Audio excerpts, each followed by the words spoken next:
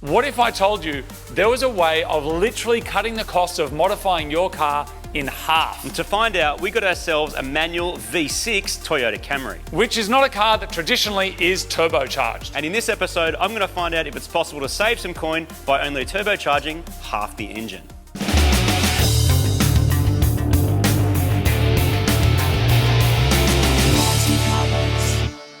Welcome to another episode of Mighty Car Mods. Now, I recently purchased this V6 manual Camry. Even in stock form, it was impressive. With just a set of wheels and tyres on the front, it gave a heavily modified V8 Falcon a run for its money.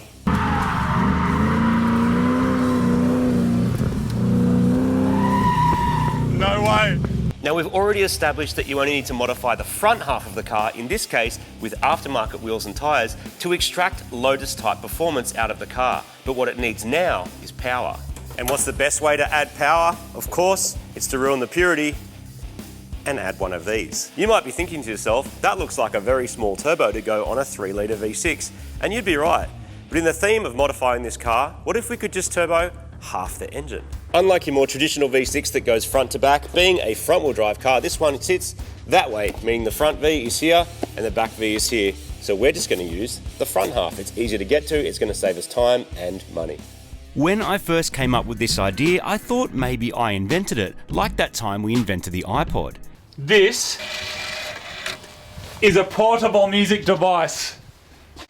I will call it the iPod. Then a Saab owner with a weird beard told me that Saab actually did it, and it's known as asymmetrical turbocharging, and they did it in the 90s and it didn't work very well. Well, it's not the 90s anymore, unless you're a shirt worn by my best mate, so let's give this thing a modern kick in the butt and see if we can get some boost into this mad old Camry engine. Oh wow. Change your oil, people. But in happier news, that's probably the easiest any sumps ever come off any car. For two reasons. One, it's just a Camry and it's awesome. Or two, it's been off and on so many times, it's very loose now. The sump is going to need a hole drilled in it for the turbo oil return. So while it's off, I'm going to give it all a proper clean in our mad new parts washer. This makes it way easier to weld. I'm proud to announce that CRC have come on as an official sponsor of Mighty Car Mods, which means a bunch of this stuff is going to be used on our car to make it even better. This is CRC 556. This is general purpose toolkit in a can, perfect for penetrating rusty old things, lubricating things, and generally just keeping around the shed for all your lubricant and penetration purposes. We're going to get this manifold off. Step 2. If you're going to turbocharge your car, you're going to need to get the exhaust gases in and out of the turbo. Sometimes you can modify the factory manifolds and pipes rather than making everything from scratch, which can save a heap of money. And I'm going to be recycling as many parts as I can. They give you access for your DAC to the bolt. It's very thoughtful. It's likely that this exhaust has never ever been off the car, and that's likely because the engine has probably never been out either, because, well, it's a Camry. But a generous amount of 556 will penetrate the exhaust parts, meaning less chance of stripping bolts while I'm pulling it all apart. Are you for real, Toyota? Seriously, that is like the easiest thing ever. And it's out, just like that. That's crazy. Have you ever seen a car with a shock absorber in the engine bay? The engine mount has like a shock absorber on it to keep it extra smooth when you're chopping everything else. You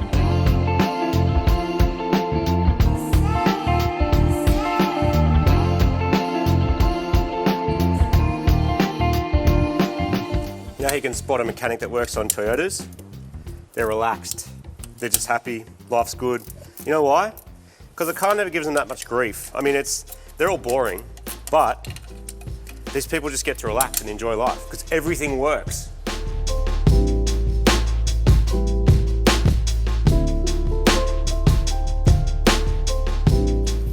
That is the exhaust manifold from the front half of the engine. The exhaust gas goes in there, normally just goes out the exhaust pipe. We're going to harness that by putting a turbo here, spinning up some air, compressing some air and sticking it back into the entire engine. But this half of the engine is doing the heavy lifting for the whole lot. Now I've got to work out how to mount a turbo to this. A turbo that's put onto a car that was never meant to have one in an engine bay that was never designed to fit one can be tricky. I'm going to yank out the radiator so I've got a little bit more room to move and measure it all up. It looks like I'll be able to modify the factory exhaust manifold too. It may not have the most ideal flow characteristics by the time I'm done with it, but it should get the job done. Now, in case anyone was thinking of being tricky and just getting this and turning it around so it goes like this, the offset of the holes is not the same. So, close but no cigar. We're going to use it this way. We are going to use the factory manifold because it's tubular and actually a nice bit of kit.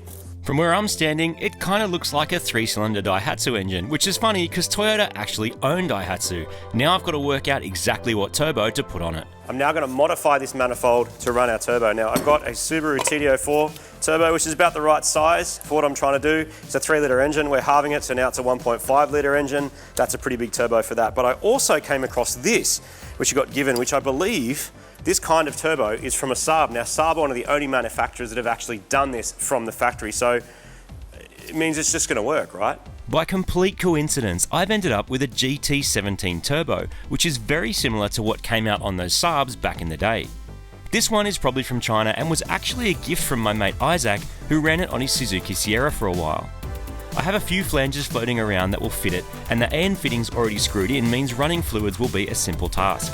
So now it's time to crack out the power tools and try and make the turbo fit the exhaust manifold from the front half of the Camry engine.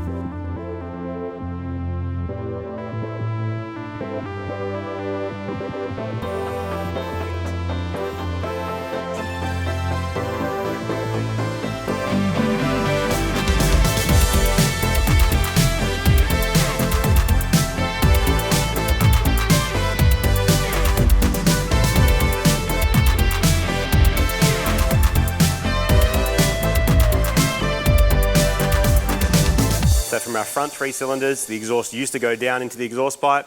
Now it's going to go up into our turbo after it's been through the turbo, then back down into the rest of the exhaust. Now, before all the engineers chime in, yes, I'm very aware this is not the most efficient way to make a turbo manifold, but it's also the easiest, cheapest, and this is all about saving bucks for your mods. But this is going to work just fine.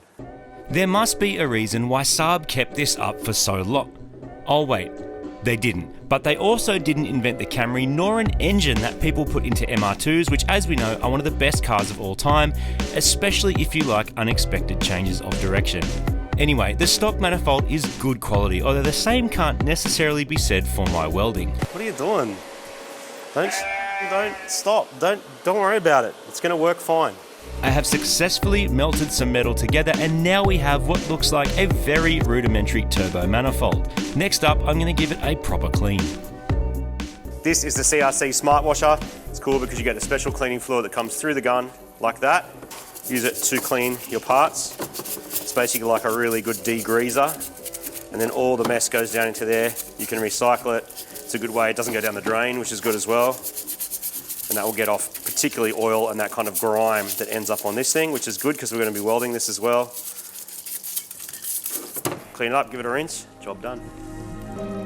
Making the exhaust gas change direction and go up into a turbo is going to be a bit of a hard task, but this is by far the simplest way to try this out and make sure it works.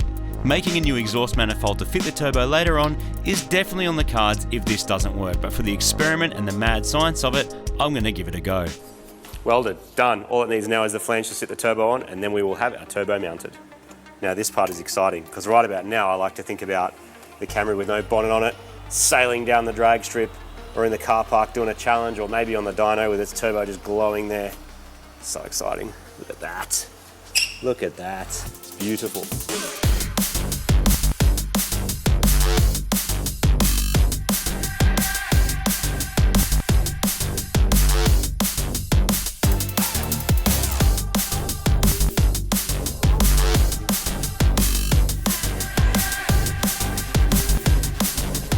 Turbo is mounted, looks freaking phenomenal. I'm very, very happy with that. So next we've got a few service things to do before we continue making the rest of the piping and everything that's required to make this work. So that is what's happening next.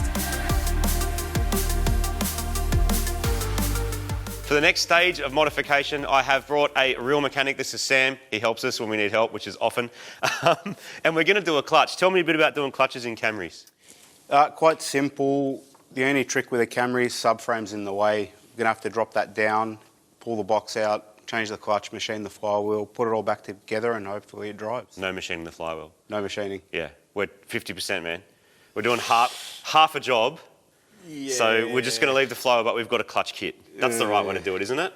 Oh, kind of not. No, if you want warranty, no. No warranty. No. You heard it here. It's on record. Let's do it, man. Let's get this done. Keen. With the amount of distance this Camry has covered and how poorly the clutch performed when I tried to do a skid, it's safe to say the stock clutch is probably worn out. So if you're adding turbos to make power, or even make no power and prove a point, the last thing you want to do is be spinning clutches on the dyno, so we're going to upgrade. The new pressure plate will put more clamping force onto the clutch disc and mean we can send more torque into the gearbox and the wheels, and that means we'll be going faster. Will we be okay? Will we be okay? Will we be okay? Will we be okay? Will we be okay? Will we be okay? So Sam, you're saying this is clean? For a 20-something-year-old car, yeah, that's a bit dark gold, but that's actually immaculate for an old Toyota. They usually sludge up. Yeah, that's what I heard about this particular engine is. Yeah. This one suffers from sludge. Underneath was a bit sludgy, but you're saying that's not too bad? That's pretty good. That's been well looked after. We're going to look after it even better with this, mate. That'll be fun.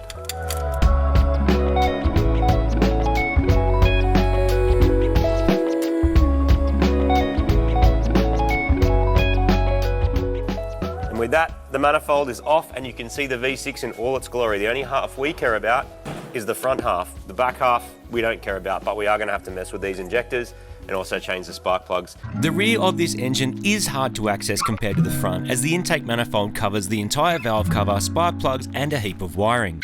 Now predictably, there's a huge oil leak from the back one that's running down the engine and making everything around it filthy. While not entirely necessary, replacing it means we aren't constantly trying to clean up a puddle of oil while simultaneously chopping everyone. In the spirit of modifying half the car, the front rocker cover will be treated to a coat of red paint for extra power. This here is an injector cleaner and also flow tester.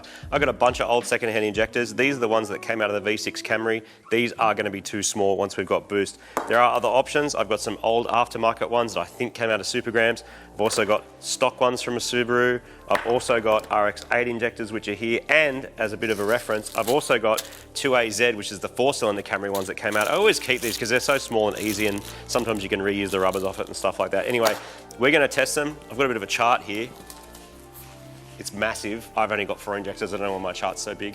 Anyway, we're going to do a test to see how much each injector flows, because I've got all these old ones. I want to try and recycle them, or maybe use some old aftermarket ones, but I don't know what size they are. So this is going to help me work out the sizing compared to the stock one, which could give me a bit of an idea as a percentage as how much more flow I'm going to need. And we need more fuel flow because the turbo will add more air. Even though only half the engine is driving the turbo, the entire engine benefits when boost is added. And more boost means you need more fuel, and Toyota would have only put in injectors big enough to run the engine naturally aspirated. This injector tester will help me benchmark my collection of random secondhand injectors against the factory ones. It's a long shot, but with the help of some very rough maths and this tester, we might just be able to run this car without needing an aftermarket ECU. So a few things are happening. This particular tester holds the pressure at like 2 bar or 43 pounds approximately. The test goes for a minute. It doesn't really matter what test we use. What matters is the test is the same for all the injectors. And then we're going to measure and see how much fluid it puts out at that particular pulse width. Now it is possible just to hold them open as well, but I kind of don't want to do that. I just want to use a test that uses the same pulse width the whole way through. And from that I should be able to compare and see how much flow. Already I can see these RX-8 injectors flow a heap more fuel than like a little stock Toyota one. The test runs for a minute and simulates high speed or lots of throttle opening. Each sight glass shows you how much fluid is sprayed in that time. You're looking for an even volume but also an even spray pattern, and a good spray pattern will atomize the fuel in a way that mixes it with the incoming air and creates a smooth running car. This is particularly noticeable at idle. Tools like these have dropped dramatically in price over the last few years, so cleaning and flow testing injectors is definitely something you can now do yourself at home. Wow, 110 millilitres, by far the biggest. We shouldn't be surprised they are 1200cc injectors. So that's good, that's a benchmark. We've got something that's actually like labelled, but it gives you a really good idea of what stock stuff and how little fuel is required and how much fuel these can put out. So we might be using these if we can't find anything else that's sort of somewhere in between. One way of saving a bit of money when it comes to fuel injectors is to decap your stock ones. In this case, I've got injectors from an EZ36. These are actually the original injectors out of Supergrams. They've got a little cap on the end. It's kind of hard to see. We'll get a close-up of it.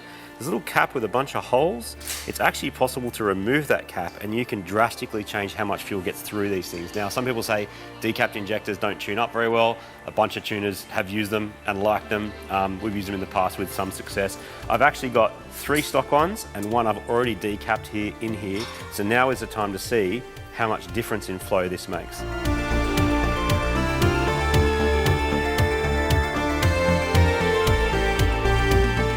So a decapped EZ36, 80 mils, as opposed to stock, 40. So we have double the amount of flow that injector does. From memory, they're like 320s or 350s or something like that. So we've now turned this injector into like a 700cc, which happens to be perfect for what we need. It means we don't have to put our enormous, expensive aftermarket injectors in. We can use something like this and save ourselves a bit of cash. Your mileage may vary, literally. Next on the list is to get this oil drain sorted and get the new clutch in. It's a lot of work ahead of us, but I'm feeling pretty good about it.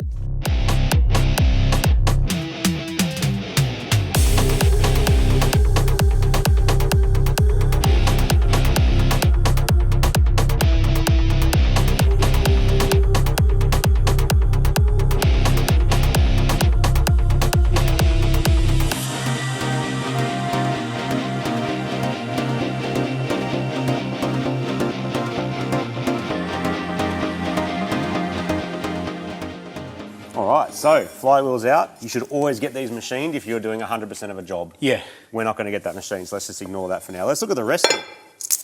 What do you see? Well, what are you seeing there? Burnouts. It looks like someone's attempted to do a burnout and failed miserably.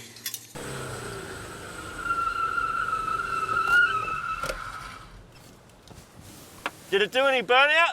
No. There's not much on there. I've never seen a disc worn down that much. It's like 2 mil left. If that. On that side, look at it. Yep. Oh, wow, okay. Good chance this is the original one, hey? Yeah, looks like it. All right, so we have a new one of these and a new one of these. Because without it, we won't be able to use all the extra power that we're going to unlock. So, in it goes, right? And it goes. Extreme Clutch sent this over. It is apparently for a Celica, but also a Camry.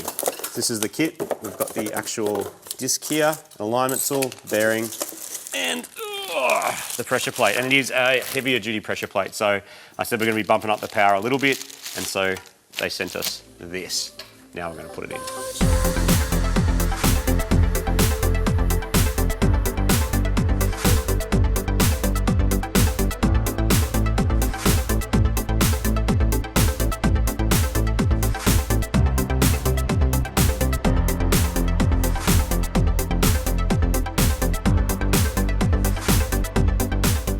Turbo drain pipe is done. Normally it would be bigger than a -6, but it's a tiny turbo, which means it uses a tiny amount of oil. So that's what we're using.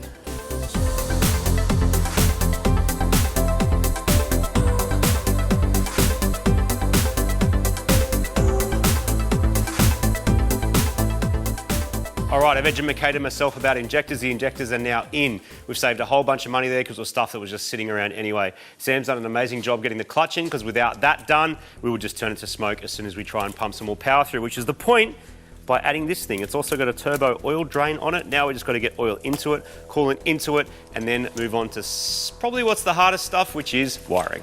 Replacing stock parts doesn't count towards your mod budget if it's things you were going to have to fix anyway to get your nugget to the shops, work, the golf course or the boat ramp. So the Camry is getting a new radiator as the old one was full of sludge. Now for no reason whatsoever, it's also getting a mad MCM logo painted onto it that no one will ever see, and any other service jobs like plugs or gaskets I'm going to do now so I don't have to do them later.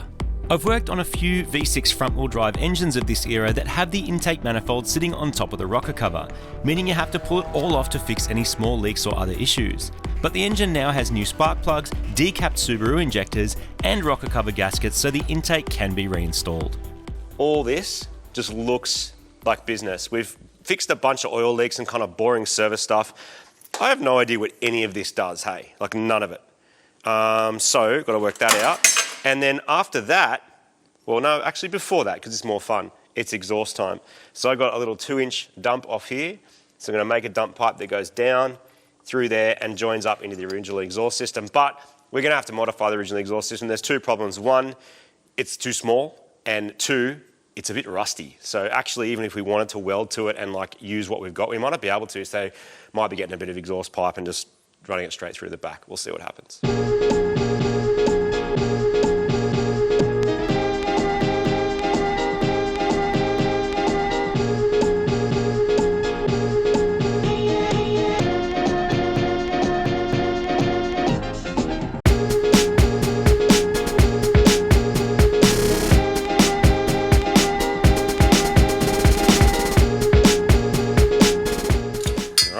There's the start of our dump pipe. Next step is to TIG weld all those joins, put it back in and finish the exhaust. Learning to weld is by far one of the most rewarding things you can do when it comes to working on cars. It unlocks a whole world of custom making things by melting metal together with electricity. Remember that the welds you see all over Instagram are usually done by the best of the best showing off, but most of the weld is held together by a solid, well-penetrated weld, and that's what matters more than what it looks like. Keep things clean, cut and join the parts as accurately as you can, but if you need to fill a few gaps to get your Camry turboed, so be it.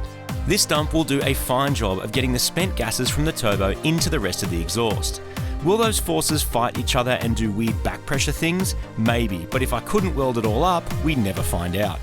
The turbo is mounted. Now that was quite simple actually. We've got a way to get the gas out of it now with this dump pipe. Now we've got to get water into it. Now this is optional. You don't have to water cool your turbo, but it's a good idea. And luckily for us, it's super easy. We're going to grab the water from the throttle body here because it actually normally sends a bit of coolant through the throttle body to stop it icing up. Not really a thing in Australia, but it exists on a lot of cars. That's a really easy spot to grab some coolant to run through the turbo and loop it back in. So that's what we're going to do.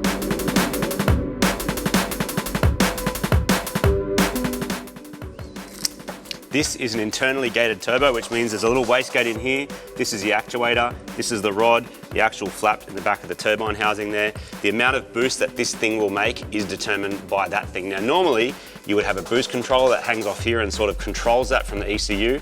For now, we are going to use what's called a wastegate pressure, which means whatever the wastegate sees at the turbo and whatever the spring in there and the diaphragm is set to make, that is the boost we're going to make, which usually is 7 pounds, sometimes it's more, but if that's 7 pounds, that's perfect for what we need. There's no need to overcomplicate it. The last thing our turbo needs to survive is an oil feed. Now, generally you get that from the engine somewhere, often near the oil filter. If you've got an oil pressure switch, you can usually tee into that because that's a good source of high pressure oil. It's going to go into here. This turbo already came with a fitting randomly, so I'm going to have to adapt onto here and find the oil feed. Don't actually have enough room to run the factory oil pressure sensor, so I am going to run an aftermarket sensor to an aftermarket dash to monitor all this kind of stuff, which means I can delete the factory one. That's the one that just goes to the dash, and when you've got low oil pressure, it flashes the light on the dash. Usually it doesn't communicate with the ECU, but one trap is that these sensors are usually BSP thread or British Standard Tapered something or other, which is different to the NPT. They're both 1/8, which are not quite compatible. So you usually need an adapter to go BSP and then into NPT, and that's usually the standard for aftermarket stuff. It's possible to buy pre-made lines off the internet, or alternatively, you can do them yourself using Teflon hoses and AN fittings. Otherwise, you can measure it all up and ask a hydraulic hose company to make them for you. With Japanese cars of this era, it's all pretty standard, so once you've got your head around how it works, you'll find it easy to do it again next time. We've got oil in, we've got oil out, coolant in, coolant out, exhaust in, exhaust out. The only thing that's missing now is the intake. But to make this thing run, it's going to be a little bit challenging. Now, I'm going to try my best to get this working on the factory ECU. There's a few little tricks I've got up my sleeve to try and make it work. Tricks that do require power, so I'm going to have to replace the battery after it got toasted on the racetrack. So anyone that's been watching Mighty Car Mods for a while will be thinking, I know what he's going to do next. He's going to throw an aftermarket ECU on there, and then Dave will appear like a magical beast and he'll come and wire it, and then Scotty will push some numbers around. Yes, that's what I'd love to do, but not today. Not today. This is about budget-friendly, half-price mods. Half the engine is modified. So I am going to attempt to run this thing on the factory ECU. Now, I have no idea if this is going to work. None whatsoever. But before we do anything else here, I'm going to try and plug all this back together and see if I can make it run. No idea.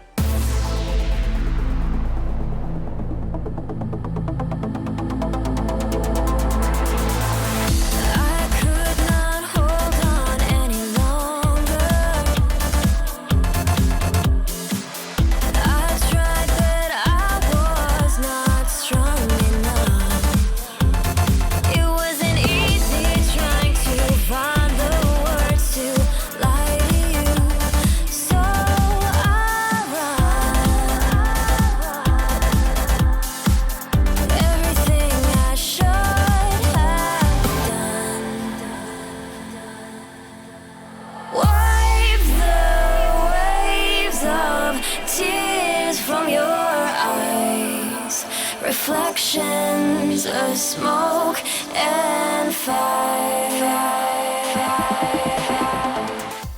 All right, with that large hose clamp on, the Camry is half turboed, or fully turboed off one half of the engine. Now, got to fill it full of fluids and then see if it can make it run.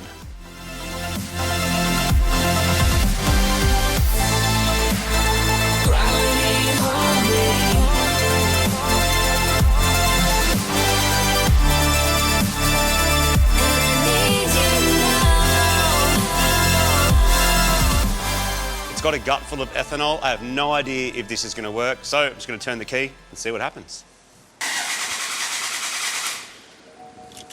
Not working so far. So I don't think we got fuel, is my theory. So I want to make sure it's actually getting...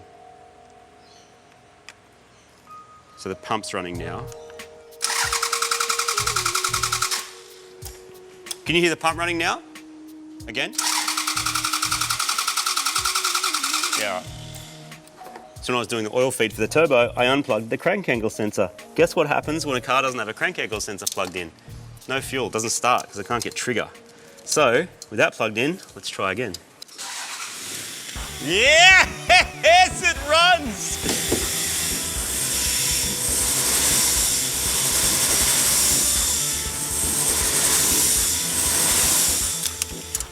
It works.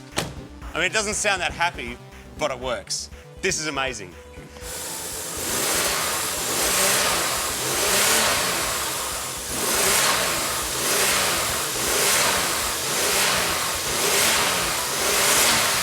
Shit, yeah. Awesome. Kill it. That's a success. I mean, ignore the smoke coming out of it. That's a success. Don't stop. It's worth mentioning that the front arms in our car were about to fall out, they were that thrashed. So we got a set of white line factory replacement arms that our friend Julian offered to swap in for us, which was mad because we had a pretty big problem to solve in terms of how we were going to get the bonnet to shut. Here's where we're at. The car starts and runs, which is actually a little bit shocking. What are you doing to I my just car? broke that clip, sorry. What are you doing to my car? Nothing. As you were, just keep talking. The engine is half turboed. It starts and runs, which I'm actually a little bit shocked by. It's still got the factory ECU in there. I don't know if it's going to run well without more... I saved one clip. Thanks. Without more fuel pressure. So I'm going to have to work something out with an alternative way of getting more fuel pressure up here because we are messing with the factory ECU. It has no idea what's going on. It's going to see boost. It's probably going to freak out. I also just got notified that I'm going to the dyno in less than 20 hours from now. So really got to get a wriggle on in terms of actually making it run. What are you doing? What are you doing? That looks about right, I reckon. Or maybe... Hold on, about that. Sorry, are you still talking? What are you doing? What? What are you doing? Sorry, had you finished your bit yet? Sort of. Because I was about to tell everyone about our Boosty Boy t-shirt. Oh yeah, it's pretty sick. This is our all-new Super Spinny Boosty Boy t-shirt. It's even got a little Japanese thing down there that says Boost makes your life better. And look, here he is, one of his cousins, right here. One of his cousins. All turbos are connected in the multiverse, spiritually, all of them. Mr. Boosty Boy represents this. There's a link there and a link below. So, had you finished talking yet? Sorry if I cut you off. No, it doesn't matter. Speaking of cutting off, Yes. I assume you're making a hole for the bonnet so that this, because it won't shut currently. Yeah. Oh, I'll do that then. Yeah. Is that all right? Yeah, go for it. Great. Dyno tomorrow Can you do it neat? What? Shit. Why don't you trust me? Just do it neat. Yeah, Can you do it neat? You're remembering how I made our Yaris cuts. Yeah, just do it neat. I don't want to watch. I'll do it neat. I'm going to go like that. And now draw a line around that. No, on the inside, bro. Cut it from the, you can cut it from the outside or the inside? No, hang on. No, from the outside then. But you can't see properly. There you go. Let's measuring. Let's just cut it. No, McCut, you got to measure it, dude. No, we're not going to. No, you've got to measure it. No. Yeah, look, can we at least draw an approximation? Where does it go? It goes up like that. Yeah. It goes like that. Yeah. Yeah, there we go. Looking good. Goes around. Yeah. Goes around like that. Shall I start cutting now? No, wait. Here, did you say? Wait. There? Is it there? Sure.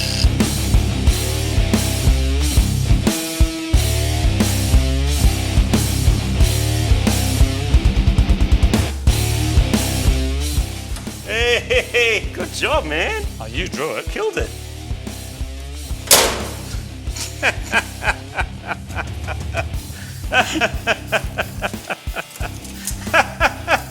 That's so good. It's so good. It is amazing what you can achieve with a little help from your friend who happens to like using angle grinders. Now while I'm here, I'm going to get myself an alternate fuel pump setup ready because I don't think the factory one is going to cut it on the dyno, which is where we're headed next. But I'm going to get an aftermarket fuel pump into another hangar so I've got a backup in case we need a bunch more fuel pressure. There's also the issue of the original exhaust system, which as it stands will be way too restrictive. So I'm going to delete the rear muffler, put on a new one, and also make a couple of changes through the rest of the system to try and open up a little bit more flow. Finally, I'm going to upgrade my tyres because I reckon with all this extra power and torque that I've unlocked, I'm going to need a lot more grip and traction. With just the front wheels and tyres changed last time at the track, this thing absolutely dominated. But now, because we're adding more power, we need to consider adding more grip. So I've got myself a set of Michelin Pilot Sport Cup 2s. These are a very, very sticky road legal tyre and had good experiences with these on tracks. So these are going on because I just want it to be faster, basically.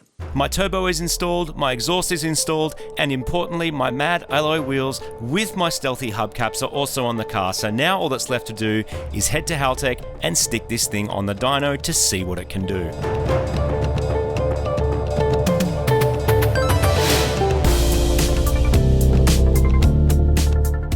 I've arrived at Haltech to come and visit Scott because we want to do a power run and see if this thing is going to work. Scott, I've turboed half my engine. I could barely tell that it was turbocharged when you rolled in. I like the precision of the cutout. Thank you. I like the safety of the fuel line up there. We're all about safety. Made sense. But more importantly, I like the idea, eh? I am a little bit intrigued as to what's going to happen. Me too. The whole point of being is the experiment, and I have purposely done this with as much recycled parts as I can. Pretty much all these pipes are recycled off other stuff. The turbo's one that got given, trying to keep costs down. So for that reason as well, I haven't put an aftermarket ECU in it. I haven't put Haltech in it. I know I've made problems for myself by doing that. What I have done is decap the injectors, and I've got an alternate fuel system where we might be able to mess with it. But we have very little control. So in this instance, how does that feel to you? So it is a little bit tricky because there's a couple of things going on with this engine. So the things that I would initially want to do would be like overall ignition timing correction, which you normally could do like with an older style engine. You could twist the distributor and kind of do a rough overall to get it in the ballpark. Because we're adding boost, pull some timing out, is what you're saying? Okay. Which would affect you when it's the off boost and cruising and idle part. But then the only option you've got is to do that because you have to have the timing right when it's under the most power. Yep. With this thing's got a crank angle sensor, so we can't change any of that. So timing, we're kind of stuck. Locked. Fueling, what fuel systems it got, or how does that work at the moment? So decap the injectors, which double the flow. We actually saw it on a flow bench. The stock fuel pump for now, but I do have an alternate if that doesn't work, and a gut full of E85. Because I did the rough maths of going, well, how much more volume are we going to need? And just went, well, let's just try 85 and go from there. But we have the option to jungle juice it, which is where you use a ratio of ethanol and petrol to try and change. So it's an E85, might be E50 or E40. We can do that too. That's one of the only things we have control over. So E85 is kind of going to negate the ignition timing problem that we're going to have. Good. Because putting ethanol in it would have allowed us to put more ignition timing. Great. So that's going to kind of give us, a bit of safe space there. Fueling's going to be the interesting part because decapping the injector and then adding the fuel to kind of manipulate it to make it work, the ratio is not going to be right. So at idle and light load, we're not going to have, it's going to be too rich, and then hopefully the maths works out that wide open, it's correct. On a very basic level though, correct me if I'm wrong, if you put an ECU on this that has a basic control of a V6, so is that a 950, 750? 750, Haltech 750, Elite 750. If you do that, you can control your injectors properly, you can scale them correctly, you can run them correctly. You can also run your fuel system properly. And then you can tune it because you have control over all the ignition timing. And do boost control. So I actually think it's money well spent. But that said, I always say that, I know, because it just means that you're not wasting your dyno time. But I am still curious to see what happens to this thing when we just whiz it up and see what it does with the factory ECU. We've still got an airflow meter. I'm keen as, because a lot of this stuff, remembering as well what the airflow meter actually does, it's measuring the airflow going into the engine. So it's measuring the air that is going through the turbocharger. So in the factory mapping, as long as that airflow meter has enough range, it might max the airflow meter out straight away or go into some kind of limp mode, and then we're going to be here unplugging random stuff to see what happens. It might do nothing. I'm fully prepared to leave the dyno with it having done absolutely nothing, because that's the whole point of the experiment. I hope that it's got too much fuel in it and we need to just wind the boost up to make the boost meet the fuel. Well, we have controls over very limited things. We have control over how much fuel is in it in terms of what kind of ethanol that's in it. We have control over boost pressure. We can, yep. If we want to. Yep, if we want to, yep. In a very basic bleed valve way. That's kind of it. So I guess the next thing to do is just to fire it up and see if it even works. We'll load it up, we'll have a bit of a listen and see what's going on. And if it pops, it pops. Like, this is the game we're playing. I hope it surprises us. It's time. Oh, The clutch is a little bit angry, like it needs to be adjusted. So apologies if that's no, a not hassle. at all. All right, you ready? I'm ready. First thing we'll do, we'll load it up and just... See if it even drives right. Yeah, it's real hard to get in gear. Did you put a cam in at the same time? No. You've got ghost cam. This is a new thing. Might be a little bit fouled, so what I'm going to do is... There we go. We'll stay in third. I'm just going to load it up a bit. Get hot. It might make a bit of smoke and stuff as well. We'll turn the cell fan on. Oh, it's really rich, isn't it? 8.0. Crazy rich. Way too rich. So the question is... 3 pounds of boost. 3 pounds of boost. It's making boost? Look, 3. Look. It's making boost! Look. Fantastic. It's a tiny turbo, so I would expect it would, right? You know what I always say, how it's real hard to make the first 100 kilowatts? Well, yeah. We just commit straight into it. Yeah, commit. Power run, let's go. Do what you got to do. Whoa.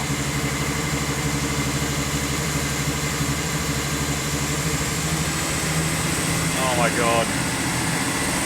Oh, such not a nice feeling, is it?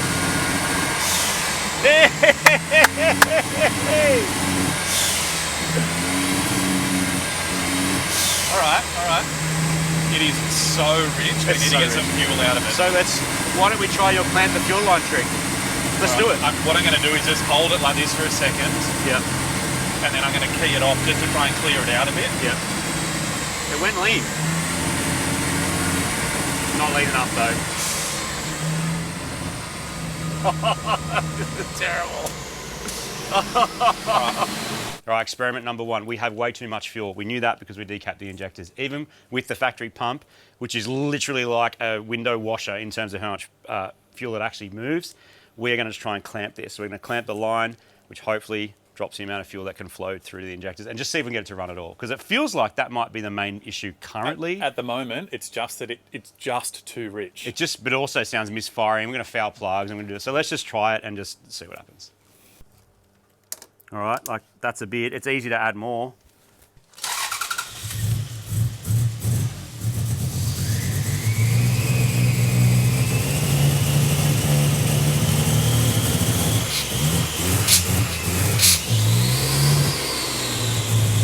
Do you want to try unplugging the airflow meter?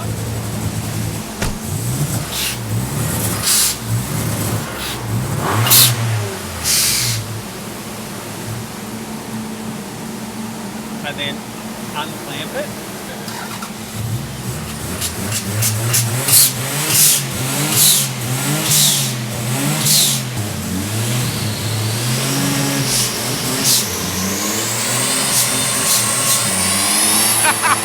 Yes! 100 kilowatts! Oh, now it's lean.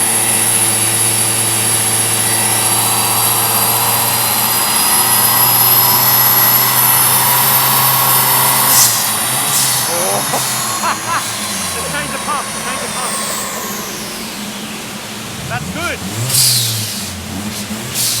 Dude, let's change the pump and send it. Yeah.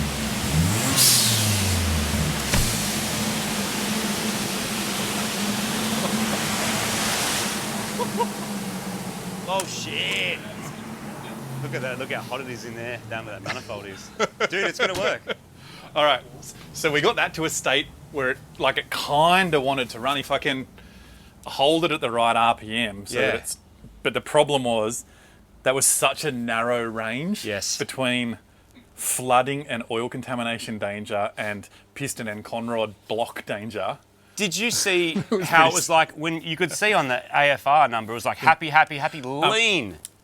And that was the bit where that's pretty scary. Yeah, I saw Like- 20 to 1, which don't really, I know you're tuning diesels all the time, but that's all we want. There's a mixture range, right, of somewhere between about 12 and about 14 and a half, 15 to 1 that is in the danger zone. Yeah. If it's over about 15 to 1, there's actually not enough temperature there to hurt it anyway. Oh, I see. So too lean, not too much of a big deal. But Danger zone bad. we were in the danger zone for a relatively long time. Well, Scott, I have brought something with me because I figured this might happen that I want to show you. I just like it. Well, you know what? At 92 kilowatts at the wheels, still not, hasn't made the magic 100. I have brought another fuel pump hanger that I hacked up and I put a bigger pump in and this. So we're going to run a fuel line outside the car into the engine with a reg on it.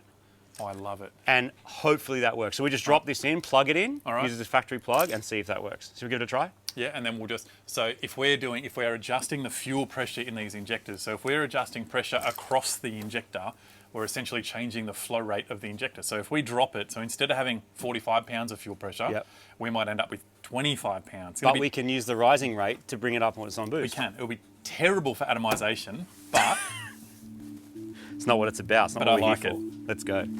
Without a proper programmable ECU to control the engine, there is a lot of guesswork going on here. I've put a bigger fuel pump into a replacement hanger to have some control over the fuel pressure. With more time, maybe swapping injectors out could also possibly affect the result, but due to the design of the inlet manifold, half the engine has to come out to do so it's not an easy task. Still, I'm interested to see what effect, if any, messing with the fuel system will have on our result. We've made some adjustments. I've put my botched together fuel system in the car. Here it is running outside. We've now got control over fuel pressure. That seems to have tidied up the idle. So now I want to do a power on. I want to see what this Camry can do. That's what we're here for. So let's get into it. Now or never.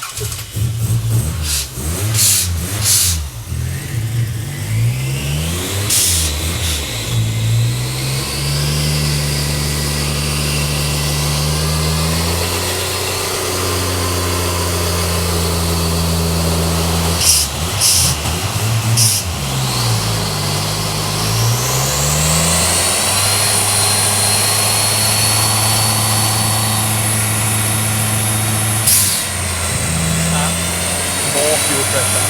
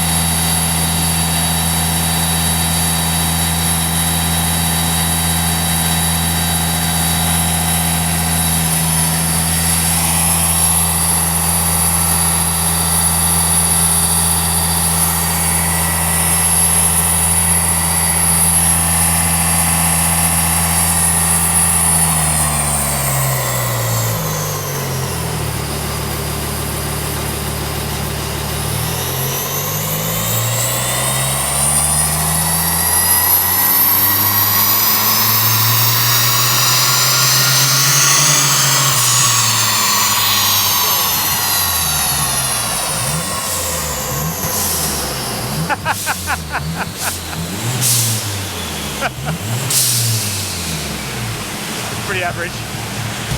That exhaust manifold is red hot. Yeah. I mean restricted to all shit, right? Yeah. So now we need to turn the fuel pressure down to let it idle. Okay. All right, so I think I know what's going on. Yeah, tell us. So we're kind of one or the other. So there's a couple of different things that are happening. The injectors are too big, so we need to turn the fuel pressure down. If we put less fuel pressure into one side of the injector, it's essentially a smaller injector. So we need to turn the fuel pressure right down at idle. Then we need to turn it up as it comes on boost. I did that, and you could see it. Yeah. The ECU does it way faster than you, though. Of course. So that's the first.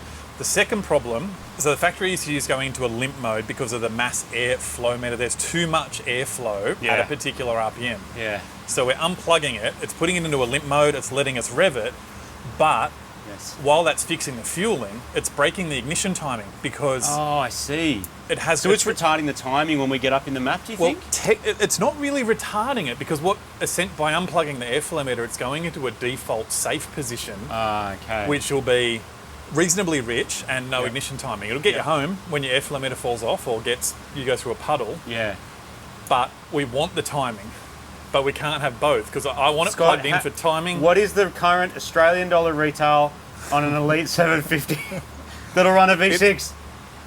It's Because is that money not well spent? I mean, look, you can muck around with all this stuff, and you can use interceptors, and we can Yes. try and Appreciate that, clamp yes. values and things like using some of the smaller, cheaper ECUs. It's made it a lot easier. Yeah. Because if we get our triggering in, control the coils, control the injectors, Do a super basic piggyback. and get a map signal into the onboard map, are we Yeah. not like done? Like, is that Pretty- kind of it really? Not need- today, obviously, but I mean that's what you could do. We need crank sensor, cam sensor. Yeah. We need manifold pressure, Yeah. Onboard. injectors, and ignition. Yeah. And these are like some batchy fire thing, aren't they? Yep, batch fire. So how these work is they've got a coil and one a stalk that goes onto the spark plug Fires at here. the same time. Bunch of leads, wasted spark. It's Easy. firing opposing cylinders. So it needs 3 ignition outputs. It needs 6 injector outputs. That's it. Look, one more thing. Can we just because Oh, I'm absolutely. curious, No, this I'm here is for all a it. big experiment. Yeah, I'm here for it. We made 106, 108 kilowatts or something. At the risk of causing problems, That's what we're here for. can we take the boost pipe off? Yeah. We're still going to have the exhaust restriction on this side. Yeah. We're going to have a heap of air blowing in one direction, but I want to run it naturally aspirated. Alright. It might overspeed the turbo, which could cause a problem. It might not. Odds Alright. are it probably won't. Okay. And I'm just curious to see if we can still run it as an aspirated motor and Alright. see if it makes any power.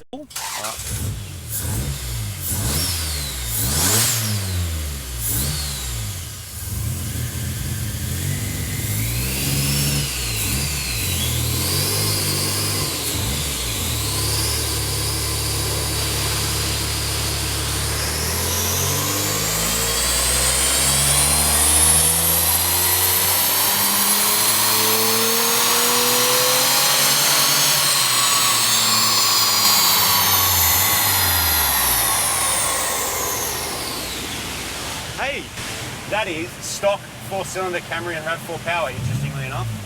But we have restricted it a bit, so Weird. Yeah. yeah. Try and get an airflow meter into it. Yeah, same thing. Yep. Just get that and do that bolt and I'll bring the thing up to the pipe and it'll work. Okay, so this should be a factory-ish car, just but with send big it. injectors. Yeah. And you happy with that fuel pressure as it is? Yeah. Yep.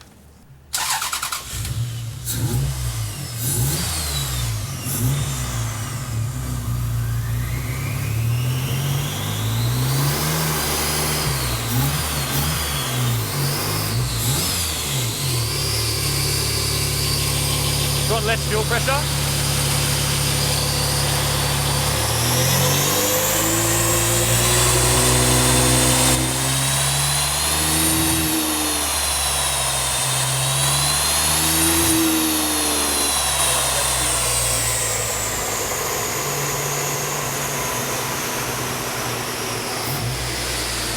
That's 0.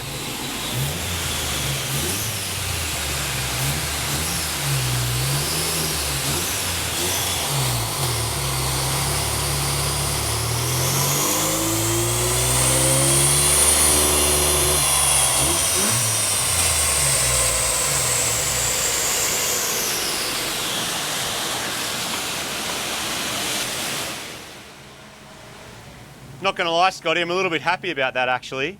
Is our peak power figure not with the turbo? It is, but I knew there was a but. yeah, I feel like we don't have apples with apples at all. No, fair enough. So, that does answer my question though. If you turbo half your engine, Yep. stock ECU, and only put bigger injectors in it in an attempt to have more fuel, and then you adjust your fuel pressure, which is anything you can adjust, you're still not taking full advantage of it, I don't think. Would you agree? The complication of the injectors are the one thing that, if we could go back to factory injectors, I wonder how well it'd compensate. And I don't know the answer to that. No. So there's no world-beating dyno numbers. What we did prove is that it was happiest with its big injectors, with an adjustable fuel system and all the boost stuff connected, and actually making boost, made over 100 kilowatts, which is cool. These probably make more than that stock on the dyno, I'd assume. If they're factory 200 horsepower rough at the flywheel, even 25 years older. These do go pretty well, so that number did surprise me, which tells me that it's not happy because we've had to undo the airflow meter. So it's got no ignition timing in it, resulting in no power. Yes. So with tuning, I wouldn't be surprised at all if this thing picked up 20, 30, 40 kilowatts on the same boost pressure. Yep. And so what I'm trying to not prove but demonstrate in a way is that, like, if you're going to go to this effort of turboing the thing, but you're just not going to bother to kind of, control it properly, you're sort of throwing that away, really, because it will never really run right, I don't think, unless you can perfectly tweak it for this. And maybe there's some mad scientists out there that can. Look, and remembering that the airflow meter or map sensor, you're going to straight away run into limits, into either manifold pressure limits or airflow meter limits, that, like you said, without reflashing, and depending on the year model of the car, you're hitting... This is borderline being O2. Yeah, so no chance. It's just not a thing. So you're in a bit of... You're kind of stuck. Yeah, so aftermarket ECU is probably the way to go to try and extract more power, which might be something we end up doing on this car, not today. But either way, half turboed, it works. It drove on and off the trailer, it drove on the dyno. Made the noise. It made all the right noises, which I'm stoked about. Made this blow-off valve go absolutely bonkers. So I'm very happy with that, considering most of that stuff is recycled and really not much cost involved. We're talking some rubber hoses, a bit of pipe, some welding gas, and I think I bought the fuel pump. That's about it, right? Tell you what, there is some welding skill in there, my friend. No, don't look too close. There really is. It all held together though, which I'm very stoked with. So the concept is not completely unproven. You can turbo half your engine. Will it go on the dyno? Will it make power? Yes. Will it make more power than stock? No idea. But I don't know, we might come back to it with a bit of wiring help later down the track. But for now, we're going to head back to the shed. This car was the cheapest manual V6 Camry in the country when I bought it. I'd heard that they were fast, but it surprised me from day one just how capable it is for something so bland. After holding its own against one of Australia's best, I absolutely let the mad scientist within run free to see what would happen if I turboed just half the engine. On the cheap, no fancy computers, no magic. Just some leftovers and basic bits and pieces to get the job done. In the end, it's the ever-reliable Toyota factory computer that prevented us from making any significant gains on the dyno. So perhaps one day this will get the gear it needs to put the boost to proper use, and we'll see what this V6 can actually do. One thing is for sure though, this cheap front-wheel drive nugget has been an absolute joy to work on. And if you want to practice a bunch of skills in your garage, something like this is the perfect budget-friendly way to do it, which is what Mighty Car Mods is all about.